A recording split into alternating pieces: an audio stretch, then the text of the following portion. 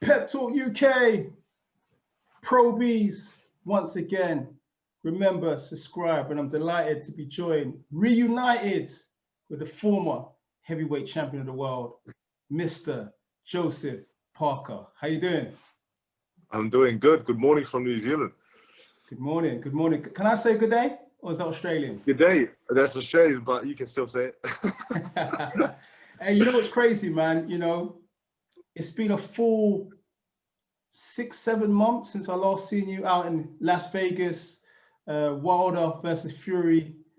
I just caught you walking to the arena at random. Yeah. A lot has changed since then. I think we just were out there just before the pandemic started, which is kind of ironic. It's a lot has happened since then. That is, yeah. And you know, obviously with the heavyweight division, a lot has changed, but then also with the world. You know, the world's changed just because of the pandemic. Plans are on hold and plans have been cancelled and fights have been done behind closed doors. So it's a lot different now, but you know, just hoping and praying that everything goes back to normal soon, you know. Definitely, you know. And since then I bought myself one of these as well, you know. Yeah. It's all changed, man. It's a must. It's a must. Look, man, on that night, you called it. That night in Las Vegas, the February 22nd, you said Tyson Fury would do it. You know you're boxing, man. You've been around Tyson. Just because I had one judgment right doesn't mean, you know, I knew it because obviously the confidence that I saw within Fury, but then also he came in, you know, and a lot of people thought that he was going to come in and do the same thing, which is move and box and avoid being hit, but he took the fight to Wilder, and I guess a lot of people, even myself, didn't believe he was going to do it like that.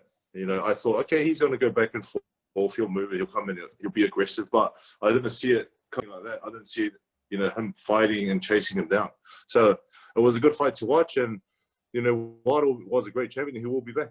Yeah, you said Wilder will be back. Obviously, news has been all over the boxing world that there is no more third fight.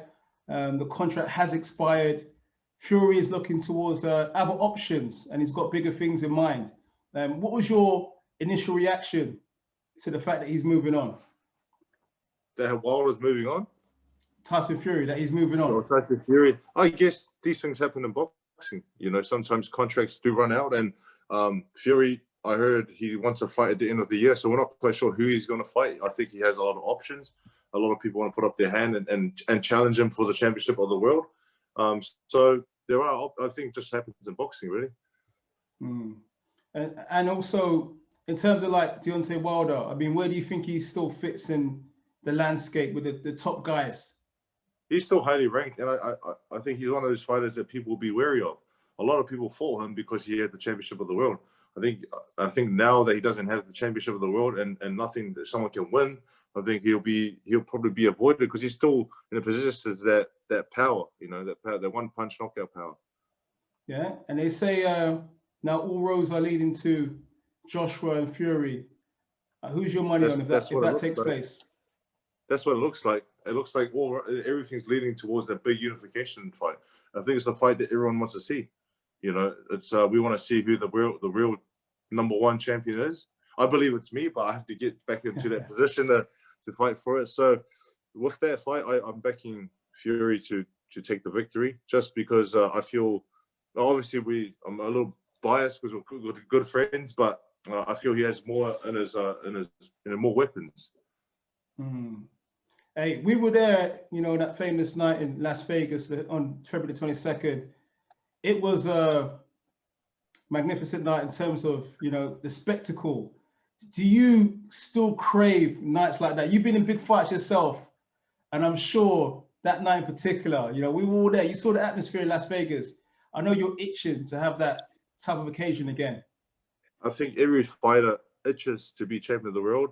Well, I mean, I hope so, because that's the reason why you're in boxing. And then I feel like every fighter itches for the big, you know, the big spectacle, the big opportunity to fight in big events and to pull massive crowds. And I have been involved in a few big ones, but I'm always itching to get back and itching to fight the best and itching to be involved in the biggest fights. Yeah. And now you're obviously ranked third with the WBO, and a certain Daniel Dubois is in second place. I mean, bearing in mind that you're a former world champion, is there a feeling that you should be ranked a bit higher than that? I don't really look at the. I mean, it's good to be ranked in the top 5 or top 10 in the world, but whatever the ranking system is and however they operate is not really up to me. I think if I focus on my job, which is to train hard, stay fit, stay ready, and fight, and get some good wins and good knockouts, then eventually it'll take care of itself. So I don't really put a lot of a lot of my time in trying to, I should be here or I should be there. It just takes care of itself. But potentially, probably a collision with Daniel Dubois might actually take place at some point in the future. With your rankings in mind. I think a collision with Daniel Dubois will take care of that. Take care of the rankings. So talk to me. Obviously, look, in the immediate future, in December, it's out there now. Junior 4, unfinished business, 2-2 in the amateurs. What's going to happen come the third meeting in the pro ranks? Yeah, what's going to happen? So it feels like you say, it's 2-2 in the amateurs, but a lot has changed since then, and we're totally different fighters from the amateur days. The professional game is a lot different too. Amateurs, you have 3 rounds, 3 minutes, you throw punches, try and score your points. Whereas the professional game, you're looking to really hurt the person. You're looking to put those shots to take him out of there. So what's going to happen the 11th of December? I back myself to get a victory. I back myself to catch him, and I back myself to put him away.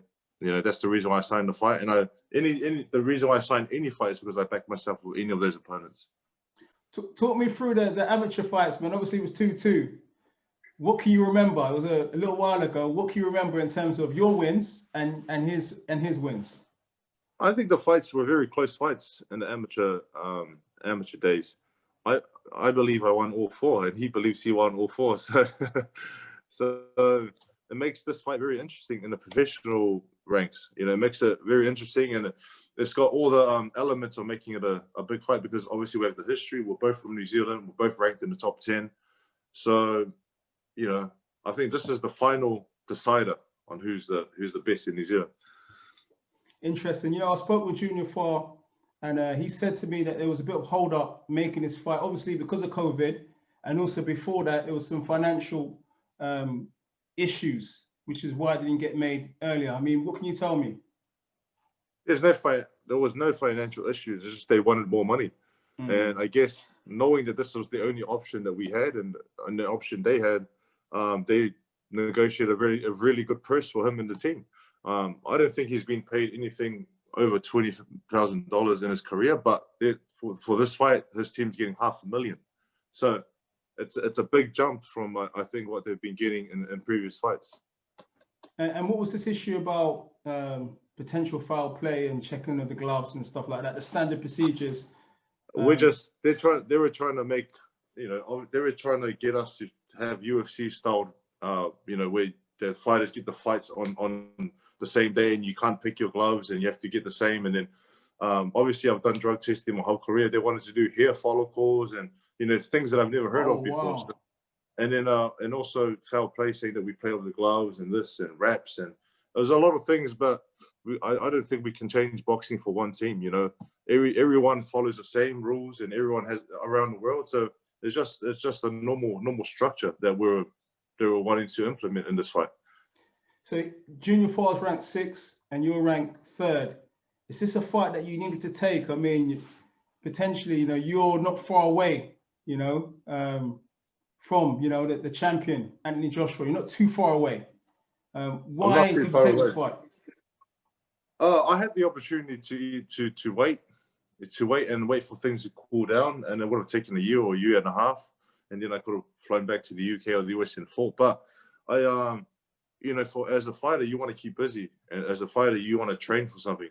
And I felt like it's better to keep busy and take risks, and work my way in getting back to the top. Because if you're not fighting, you're not even, obviously the ranking as well. If you're not fighting, your rankings going to go down and down and down.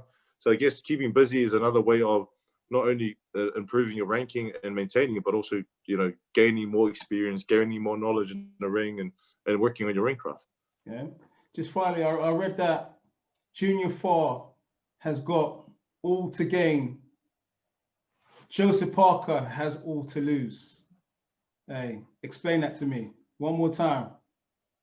You know, a lot of people are saying, you know, he's undefeated and he's ranked number 6 and he hasn't had a loss on his record. So, you know, if he does, or when he does lose to me, you know, he can climb back up and he can have more fights and work his way up again. Whereas myself, I've had 2 losses to Dillian White and Anthony Joshua. And a lot of people are saying if I lose this fight, it'll be very hard for me to, you know, to climb back up. And I'll start way at the bottom again and have to work my way up again to the top. So it is a fight. I mean, he's got a lot to gain. I'm a former world champion. And, you know, if he beats me, it's going to elevate his career to higher levels. And, you know, but that's not going to happen. You know, I back myself 100%. Yeah.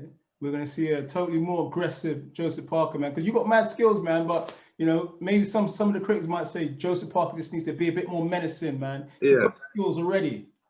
One thing about, and you always look at fights, but it's not really regrets. It's I wish I did this. I wish I did that. You know, I wish I threw more punches. I wish I was more aggressive. I wish I took more risks. You know, I know we're fighting, and a lot of times I did focus on defense, and sometimes it was good, and I didn't get hit. But in order to win the fight, you have to throw punches, and I feel like the mood has changed. You know, I feel like I've been working on being more aggressive, working on throwing more punches. So there's no point working on it and saying it. You just have to show it.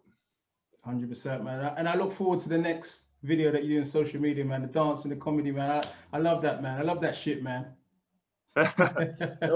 Listen, that's fun. I don't think I'll ever stop now. It was so much fun and a pastime, but obviously a lot of mad respect to those in the industry, the movies and, you know, actors and directors and all that, because it's not an easy job, but it is a lot of fun though. Joseph Parker, man, it's been a pleasure bucking up once more, man. Hopefully, you know, when you come over to the UK, we can catch up in person, man. Joseph Parker in the building. Pep Talk UK. Thank you. Pep Talk Subscribe. UK. Thank you.